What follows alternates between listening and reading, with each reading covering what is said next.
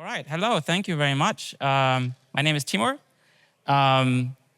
It's so good to be here. So I actually haven't done proper audio programming in 2 years now, and I also have had to cancel last year's ADC talk at last minute because of family reasons. So I haven't actually been here for 2 years, and it's just so good to be here. I really missed this. It's such an awesome community. Thank you very much for having me. I'm going to talk about weight-free concurrency.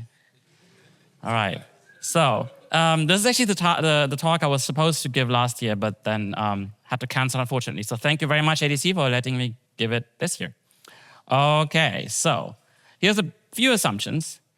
So I guess this is familiar to everybody here, especially people who've seen my previous talks, so I'm not going to spend too much time on this. We kind of are in this world, for the purposes of the talk, where we have one thread which does something that has to be either really fast or has real-time constraints. Typical example is, of course, our beloved audio processing thread. But that also happens in other industries like gaming or high-frequency trading, where you have like these time constraints. So that thread has to be lock-free and it has to be weight-free, importantly, which is not the same thing. So you can't take a lock, you can't allocate memory, you can't do syscalls, all of those constraints. So that thread is the one that is really time sensitive. And then you have a bunch of other threads doing other stuff. You might be rendering a GUI, you might have MIDI messages coming in, you might be talking to the file system or the network or whatever. And so the premise of all this is that we somehow want to share data between this real-time thread and all of these other threads.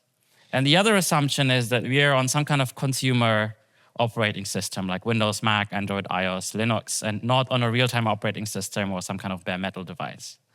So I think this sounds very, very familiar to probably most audio developers. This is kind of exactly the world that we live in. So the seminal talk, I think, here at ADC about this topic is this one by Fabian and Dave from back in ADC 2019. This is hands down my favorite ADC talk ever. If you've not seen it, do that now. It's a brilliant talk. It goes through a lot of stuff that you need to know in a way that is very accessible and helpful. So this is a great talk. And what I've been doing since then, just to add little pieces to it, where like, here's a use case that these techniques don't really quite cover, or we found out something new about one of those, or something like that. So I've been giving these talks that kind of can be seen as an add-on to this one, which is really the foundation. So thank you again, Fabian and Dave, for this brilliant talk. So in the last episode of my series of talks, which was 2 years ago here, we were talking about this thread synchronization with RCU, read copy update. So the problem there was that we have a C++ object shared between threads, and you have the non-real-time threads updating the value and the real-time thread reading that value. So the canonical example here is, you change your filter coefficients with the GUI in your plugin, and then you want the DSP, the processing thread, to somehow pick that up. Now, there's many variations of this problem. There's many solutions to it. Fabian and Dave went through a lot of them. Obviously, the simplest one is just put it in an atomic. If it's just a single integer or a single float, it's going to be small enough for that. Then it's going to be lock-free, so that's great. There's a few other things depending on your constraints and what you want to do. You can use a try-lock on a real-time thread, but don't do that with a mutex. Do that with something else, like a spin lock. I gave a talk about that at ADC 2020. The reason for that is the mutex unlock is actually not real-time safe. There's a CAS loop, there's a FIFO, and then the thing I talked about last time was this RCU, which is another approach to achieve this. So non-real-time thread writing, real-time thread reading. And now let's have more fun. So today we're going to be looking at the reverse problem, where we have, again, some C++ data shared between these threads, and you have the real-time thread is updating the value, so it's writing, and then all of these other threads are reading it, right? And so the important bit here is that we can have multiple readers. So in audio, sometimes you just have maybe one thread that's interested in it. Maybe it's just updating the GUI or something. Like you have like a meters, that's I think the canonical example for that. You want to display the levels of your audio or something like that.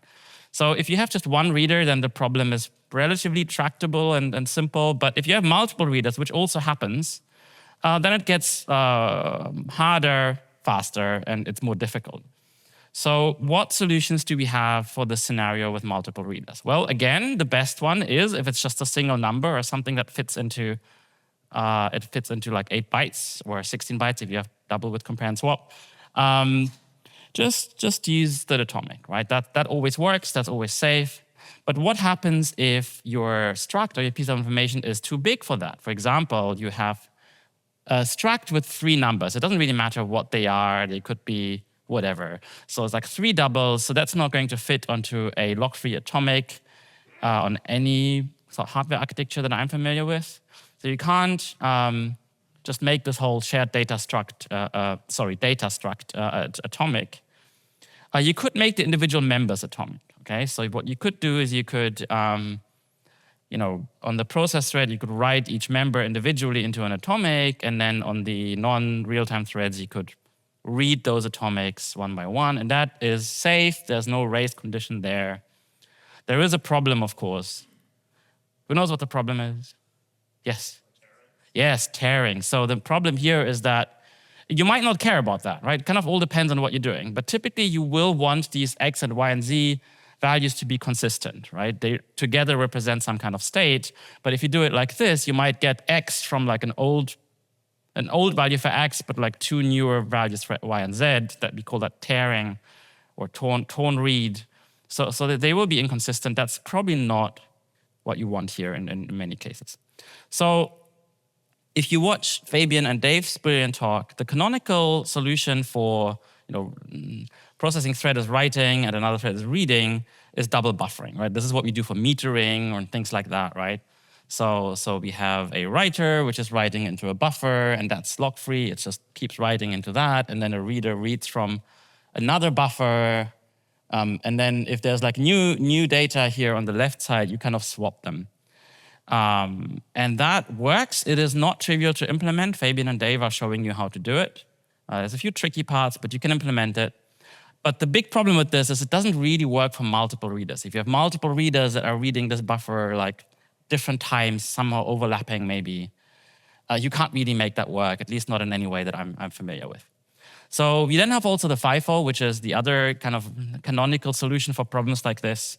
And the FIFO, or lock-free queue, is great if instead of sharing data, you're passing data. You have some kind of stream of data, like incoming MIDI messages. FIFOs are great for that. If you want to share a single object, you can kind of use them, right? You can have a FIFO that has size 1. That's kind of one way of doing it. And whenever it's full, you just overwrite the element that's in it, and kind of you put the new data in there. And we know from Fabian and Dave's talk that this is wait-free on read and on write for those cases where you overwrite on full, even with multiple producers, multiple consumers. But the problem is that it doesn't really work for this case, or at least not in the way you want. You can have multiple readers, but if one reader pops an element off the queue, it's gone. So another thread is not going to see it anymore, right? So it's not really it doesn't really have the right shape for this problem where we have like a struct that we want to share and not like a stream of data. And I haven't really seen this problem being solved in a good way anywhere in audio code. I mean, probably people have come up with things, but I haven't seen them in my own career. So I've started looking outside of the audio industry, and I stumbled upon this technique here, the SeqLock, which I want to talk about today, which is a very interesting solution to this exact problem. And it comes from Linux kernel. Thank you, Linux kernel people.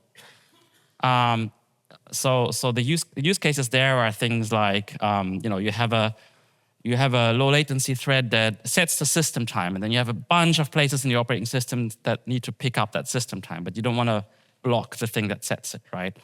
It's also being used in the user code. For example, if you're doing high frequency trading, finance stuff, you have like a message coming in from the exchange, and then you want to disseminate that message to like other parts in your system, but you don't want to block the thread that does that, right?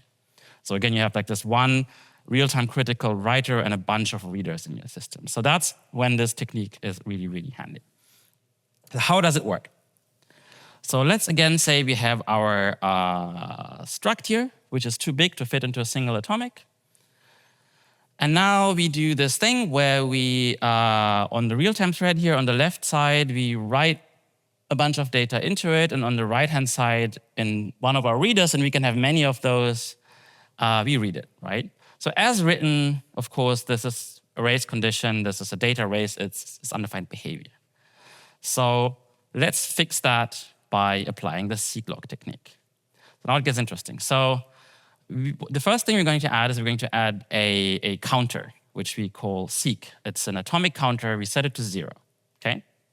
Like if anybody can't follow, like raise your hand. I'm not sure I'm going to see you because the light is blinding me, but maybe shout or something because you would like to get through this in a way that everybody can follow and understand. Okay, there is a hand here. Why seek? Why the seek? Why the name? Ask the Linux folks. I don't know. I haven't invented this, right? I just found out about it. Yeah, it stands for sequence, but I don't know, like, there is a story I dimly remember somebody told me, but I don't remember, I can't reproduce that now. Ask the Linux people. All right, so we have this index here, the sequence number or sequence index, whatever, and now what we're doing is, before we start writing, we increment it by 1, and after we've written the data, we increment it again. That's all we're doing on the writer, okay? That's hopefully simple, right? So observe that it has this interesting property that while you're writing, the index is odd, and while we're not writing, the index is even, and it just keeps incrementing, okay? And so that's interesting. So what we can do now on the reader is we can wrap this whole thing into like a loop and say, okay, let's read the sequence index, and if it's odd, we know that the writer is currently writing. So let's just try again until the writer is not writing anymore. So that's kind of a little bit like your classical cast loop, kind of, okay, the writer is busy, let's just keep trying until the writer is not busy anymore. Now, if the sequence number is even, we know that the writer isn't writing, so we can read the data, and then after we've done reading the data, we check again.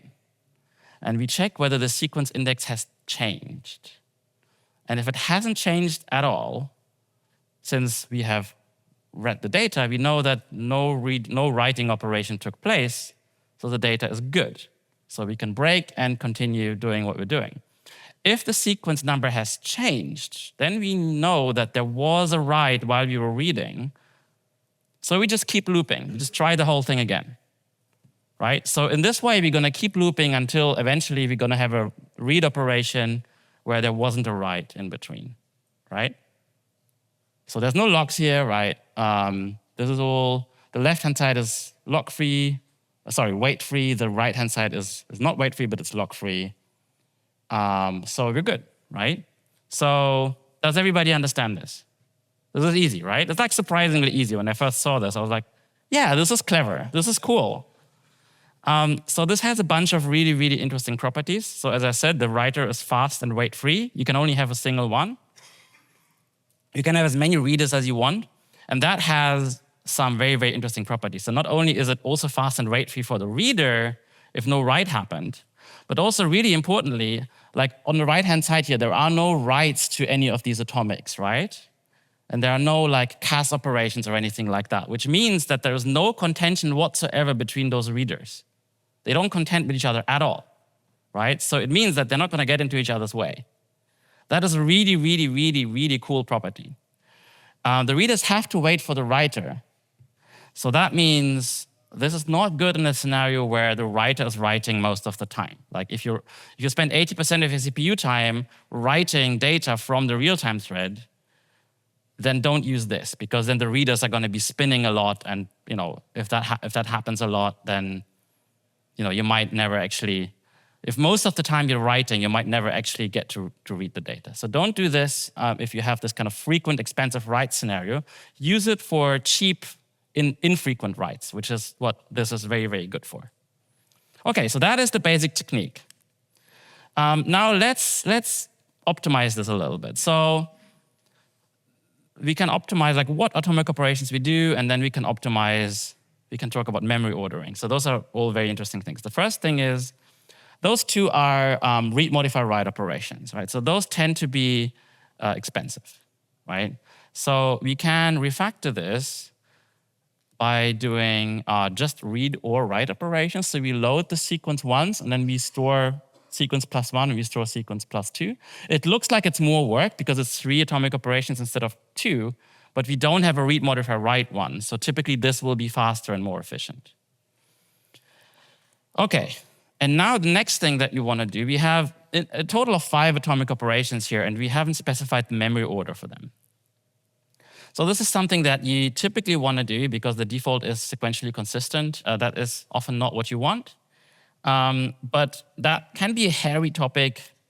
So let's talk about this a little bit because it's really important for the rest of the talk. So we have these 6. So each atomic operation has like this argument, which here I'm just using the default, but like you can put a value there, and these are the 6 possible values. Who has seen this stuff before? Okay, a lot of people. So if you're all familiar with this, I can just skim through it quickly, but like this is really, really important, and I struggled with understanding this properly for a while. So first of all, consume is not really a thing that works on modern hardware, or you can really, it's not really specifiable and implementable correctly in the way it's in the standard right now. I don't think any compiler implements this in any way, so just forget about it. It's just not there. Okay, so we have these 5. So what do they mean? And that's going to be a little bit more important later. So we have to talk a little bit about the C++ memory model, because this is kind of the thing that's underlying everything. Now, this is obviously a whole talk in itself, which is not the talk I'm going to give today, so I'm going to just very quickly go through this, but hopefully it's going to be enough to then later follow what comes. So the first thing is that we have this as-if rule, right? So the compiler is allowed to perform any kind of transformation to your code to optimize it if the result that you get is the result you would get if the compiler would have executed, if you would execute the code that you have written. We call it the as-if rule, right? So as long as the observable behavior of the program is the same, the compiler can do whatever transformation to your code that it wants. And the observable behavior is basically I/O operations, right? So you're guaranteed to get the same writes and reads of I/O stuff, like files, volatile variables, as if the program would execute the code that you have written. And now, while doing this transformation, the compiler is allowed to assume that undefined behavior never happens. Okay, that's what undefined behavior is, right? It's not, oh, there is something wrong here. It's, no, this can never happen. We can just optimize the program based on the assumption that it doesn't. And then if you violate that assumption, you're not going to have a good time. So that's what undefined behavior really is, right? And data races are undefined behavior. So the compiler can do whatever it wants to your code, assuming that there can never be a data race. Now, what is a data race? That's what the standard says. And it's kind of important to understand like the concepts that the standard lays out for this, right? So there is this concept of conflicting evaluations. 2 evaluations conflict if one of them modifies a memory location, such as a variable, and the other one either reads or also modifies that memory location. So hopefully that's not surprising. And then a data race is a situation where you have 2 conflicting evaluations, at least one of which is not atomic and neither happens before the other. And this happens before is another kind of word of power in the standard. So what does that mean? An evaluation A happens before an evaluation B if either A is sequenced before B or A synchronizes with B. Okay? So those are 2 new words of power, sequenced before and synchronizes with. And sequenced before is about what happens within one thread, and synchronizes with is about what happens in between threads. So sequenced before is defined as follows. Sequenced before is a relation between 2 evaluations within a single thread. And so if A and B, if A is sequenced before B, then the execution of A shall precede the execution of B, and otherwise they're unsequenced. And there's a bunch of scenarios where the standard says A is like this is sequenced before this, or these things are unsequenced. For example, if you have 2 function calls here, then they are sequenced one after the other. So you guarantee that whatever optimization your compiler does, the effects of the call F1 are going to be seen before the effects to call F2. So this program is guaranteed to output what? Yeah, 1 and 2. So it just prints those numbers up there, right? So it's guaranteed to have the output 1, 2. If you put those things into separate threads, now the standard says that they are unsequenced relative to each other. So now there's no data race, but the two calls to F are unsequenced, which means you're no longer guaranteed what you get. Like neither happens before the other. So you could either get 1-2 or 2-1 as the output, and both would be conforming according to the standard. Okay, so that's the difference in sequenced before and unsequenced. Now this is, there's another concept which is synchronizes with, which is when we talk about things that happen between different threads. And that's where it gets interesting. So the standard says that an atomic operation A that performs a release operation on an atomic object M synchronizes with an atomic operation B that performs an acquire operation on M and takes its blah, blah, blah, blah. This is like, what this exactly means doesn't really matter. But there is this, okay, we can stare at this for a little bit longer. So if there is some kind of relationship between this causal relationship between those things, then they synchronize with each other. So really the interesting memory order here that is really important to understand is acquire and release.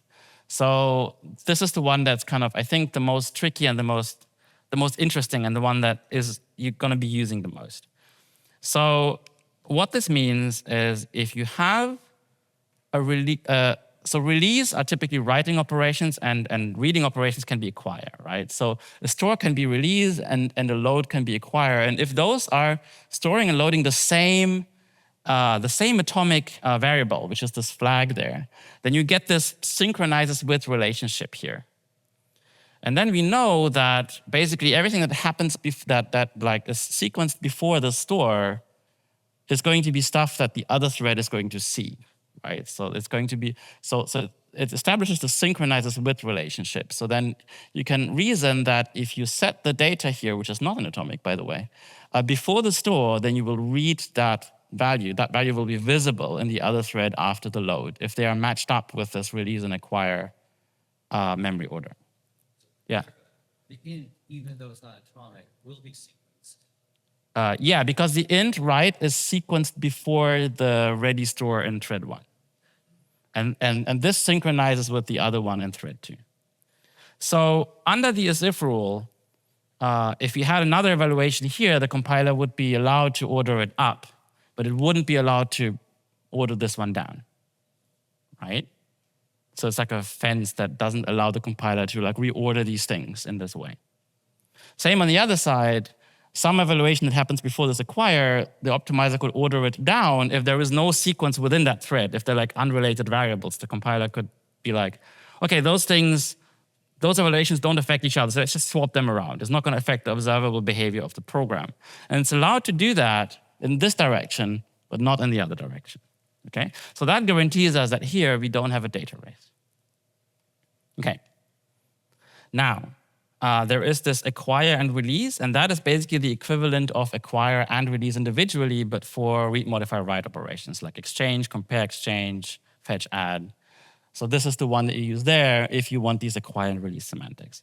And then there is this more strict one, which is sequentially consistent, and that is the default, because that's the safest one. And that gives you extra guarantees. In particular, it gives you guarantee that every sequentially consistent atomic operation in your program, every thread is going to see the same order of these operations across all threads, right? So there's like one order of these operations that the entire program agrees on is what everybody's going to be observing. Now, this is not a property that you often need actually in these algorithms, right? Often this like weaker acquire release thing is actually enough. Now, the thing is that there's a performance trade-off here. So on architectures like x86, Intel, which naturally have a very strong memory model anyway, I believe acquire, release, and sequentially consistent will compile down to the same instructions most of the time. But on a weakly ordered hardware architecture like ARM, you're going to see difference. Sequentially consistent is going to require a bunch of extra memory fences being inserted in your code. That's going to cost you performance. So don't use this unless you actually need it. And then there's the opposite one. That's the last one. That's the relaxed one. And that's the one that doesn't really give you any of these guarantees.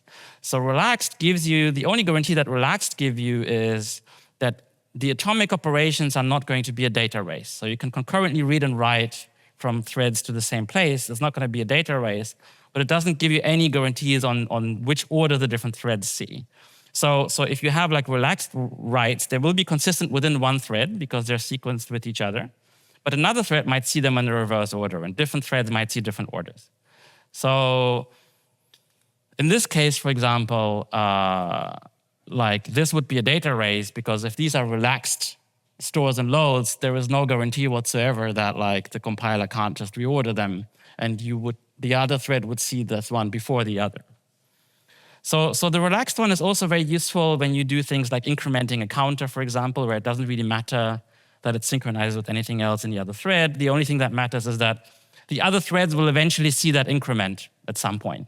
If that's the only thing you can care about, use relaxed, because that's going to be the one that has the kind of the best performance. Okay, now we have this code again here. Now we know everything about the C++ memory model now. This is great. We have these 5 atomic operations here. Now we can figure out what the optimal memory order is that doesn't break the algorithm but gives us the best performance.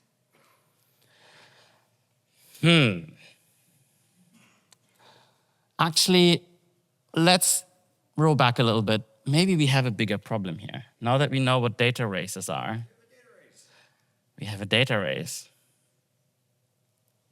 right? Because even if all of these atomic operations here, even if they're sequentially consistent, right, everything's perfect, you do these sequence load, you do the sequence store on the left and sequence load on the right, and even if they synchronize with each other perfectly, you still afterwards, write to non-atomic data and read from the same non-atomic data on another thread, and that is a data race. So all of the guarantees that these atomics give you, they don't really matter, because the compiler can say, well, I can assume that this is never going to happen. And then it can still reorder this up there, reorder this down here, and this is going to completely break your algorithm. And so you could say here, well, data race, schmata race, what's going to happen here? Like, we're reading bytes. This should be fine. So the problem is not that like your compiler is going to format your hard drive, but the problem is that the compiler is allowed to do these reorderings, because it's allowed to assume that like that data race is not going to happen. So that is the problem that you have here. So that's going to break your algorithm, and you actually see that if you try to compile that. That actually happens. So the solution here is something that we call atomic memory fences. So we can introduce fences to say, okay, this is how you need these evaluations to be ordered. And so what we could do here is we can, and they again have these acquire and release semantics, or they can also be sequentially consistent, but they apply to like all the memory, all the atomic operations. So we can do this, and what this is going to do is going to make sure that the store on the left-hand side cannot be ordered below that thread fence, and the load on the right-hand side cannot be ordered above that other thread fence. So that shouldn't be breaking the algorithm. But those reads and writes are still not atomic, so that's still a race condition, right? So you just cannot, within the C++ main model, read and write to the same memory location from different threads. That's just not a thing you can do, right? So none of these fences, create a situation where this can never happen. So this doesn't work. So what do we do? There's the wrong solution, which I believe is the one that I have seen in practice the most often. People just keep adding fences around this thing until it compiles and does what you want with your compiler on your machine. So this is stuff that I have seen in production. So if you just add enough fences around the thing and make them strong enough, you can give them acquire release, or you can give them sequentially consistent. You can make them signal fences instead of thread fences, which gives you slightly different guarantees. And eventually it will compile and do what you want. And that's, I think, how most people do this actually. But of course, it's all undefined behavior. It's not portable, and like the next compiler update can actually break this. So the right solution is that, unfortunately, the data accesses have to be atomic one way or another. Like they just have to be. Otherwise, you're just not allowed to do this within the C++ memory model. So what you have to do here, one way of doing this is to actually make the data atomic as well, right? So this is exactly the thing that we did in the very beginning, and we said that's not what you want to do. But here, because we have this SeqLock algorithm around it, we have to guarantee that on the right-hand side, we're not going to get torn reads, because if you get a torn read, we know, and we just start over until we don't have a torn read. And that works. There's no data erasure anymore because all concurrent access to the same memory location are atomic. Now, of course, this isn't great because now you have to change that struct and you have to make every member variable that you want to read and write concurrently atomic. But maybe that's a struct in a header in some SDK. You can't change that, right? You don't want to mess with that. You're not gonna. And also, you might use the struct in threads where you don't do any of the stuff, and it's just you just want to use it as a little struct, and you don't want the overhead of the atomics, right? So you don't want to, in general, do this. This is overhead that you don't want to impose. So the ideal solution is to not have your data atomic, right? It still must be trivially copyable because otherwise you just can't have atomic access to it. But like you don't make the data itself atomic. So now it's just a normal struct again. And then you have these magic functions here. And what these magic functions do is they let you access non-atomic data as if it was atomic. So it says, okay, for the purposes of this read or this write, treat this block of bytes as if it was atomic, and do a memcpy in a way that doesn't have a data erase. Do a memcpy of every byte individually as if it was an atomic byte. So that's what these magic functions do, and so the entire memcpy is not atomic, right? So you might get torn reads and torn writes, but it's fine because the algorithm makes sure that you catch that, right? And so if you have that, then that's good. Of course, how do you implement these magic functions? It turns out it's really, really hard. So that's why there is a proposal to add them to the C++ standard library. This is P1478, byte-wise atomic memcpy, and it proposes to add exactly these functions. So this proposal is now in the so-called concurrency TS2, which is like a non-standard extension to the standard. So it's not in the standard yet, but we expect that it will be there hopefully for C++ 29, which I know is quite some time away. Well, the paper says that in theory, a pure library facility that can be implemented without compiler support. So in theory, you're supposed to implement these functions. Practically, you can't do this portably. So that kind of sucks. And that's why you want this in the standard library. Right, so hopefully this will be in C++ 29. But in the meantime, we need to do something. So turns out you can actually kind of implement this. So I've actually done this here. This is actually, the implementation is actually given by Hans himself in his paper. So I didn't come up with any of this. So this is on GitHub. You can check it out. This is how this works. So basically, what you want to do is you have like a source buffer and destination buffer, and you want to memcpy one to the other, and you don't care about the whole copy being atomic, but you want the individual reads and bytes to be reads and writes of the bytes or whatever chunks you use to be atomic, so you don't have a data erase, right? So for this you have to basically loop over the bytes of that object, which technically is UB, but so that thing, like that works. We know that it works on every major compiler, or I think on every compiler. The reason it's UB is like an annoying wording defect in the standard, which we are trying to fix. There's a paper here that says, this is the change to the wording that we need to do, because obviously this ought to work. This is like a screenshot from that paper, which is surprising to some people. You cannot actually take an integer. So you can cast it to a char star. That's fine, because char star can alias any type. But you can but that pointer will still point to the integer. It's not going to point to the first byte of the integer. And so then there is no byte array there because you haven't created one, right? Which means if you try to loop over it and treat it as an array of bytes, that's UB. But this works in C. Like, this is well-defined behavior in C. Every compiler in the world is going to know what this means. So we just got to fix the wording here, and this is going to be fine. So I'm just going to pretend this is fine. Here, this is the part here that says that. so let's just say this is fine.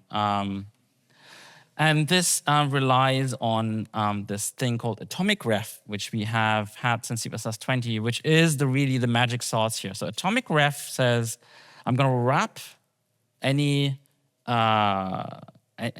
like variable of a type that could be atomic, and I'm going to give you a reference to it in a way that you can do atomic reads and writes to that variable without that variable actually being atomic. So that's exactly what we need here. Unfortunately, that is not available on AppleClang yet, because on AppleClang is always behind with library stuff. So if you want to do this on a Mac, you have to do this like Clang intrinsic, which essentially does the same thing.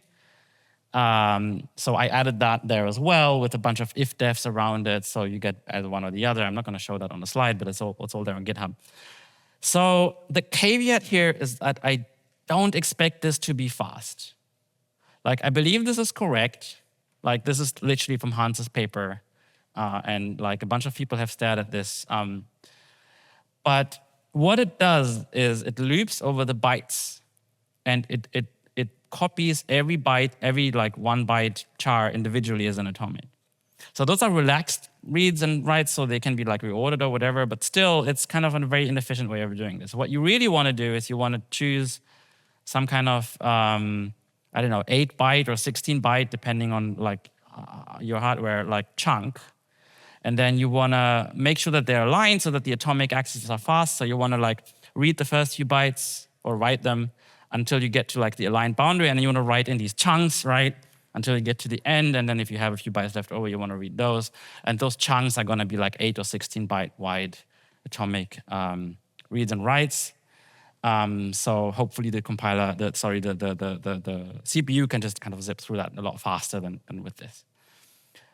So that will be a reasonable implementation on any platform. Unfortunately, that then requires you to reinterpret cast whatever you have to like 8 byte or 16 byte chunks, which is not something you can do in C++. That's type punning, that's UB.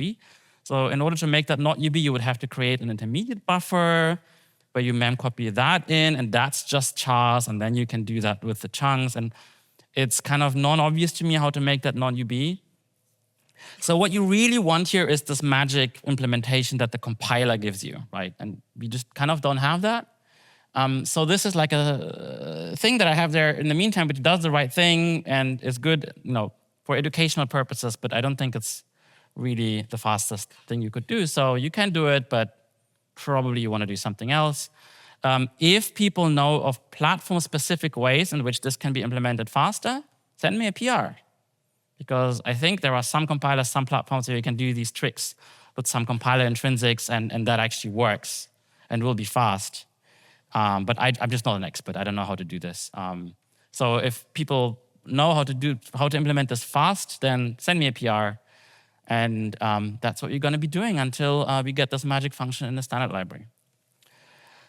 OK, so let's say we get these atomic store per byte memcpy, or we can use the ones we have for now, and they're good enough. So that's great. But we still have to write all of the stuff, right? That's a lot of stuff. There's a lot of stuff that can go wrong here, because you need to like have the right fences here in place and all of that. Did I omit that on the slide? I think, yeah, there's some stuff missing here. Okay, whatever. So this is an example of how, like, I think on the slide before the last chunk it was correct, and here there's some stuff that's wrong. So yeah, it's easy to mess this up. Nobody should be writing this themselves. So I just wrapped all of this logic into this very convenient SeqLock object class here, which you can just use. So what it does is it wraps any struct that is trivially copyable, and it just gives you these store and load members, and they just do exactly this logic that I was talking about under the hood. You get a little bit more there. You also get a try load where you don't loop. You just try once to read it, and if not, then you just do something else. So there's some API around it, so you can use this algorithm very conveniently. And that is also on GitHub now. And I think this would also be a very good addition to the standard library, so I'm going to propose that for the standard library as well. There's a paper number here, so that's stuff I'm currently working on, so that's not online yet. It will be online whenever the next committee mailing is published, I think in December or something. This URL will work. Currently, it doesn't. Okay, and that's all I have. Thank you.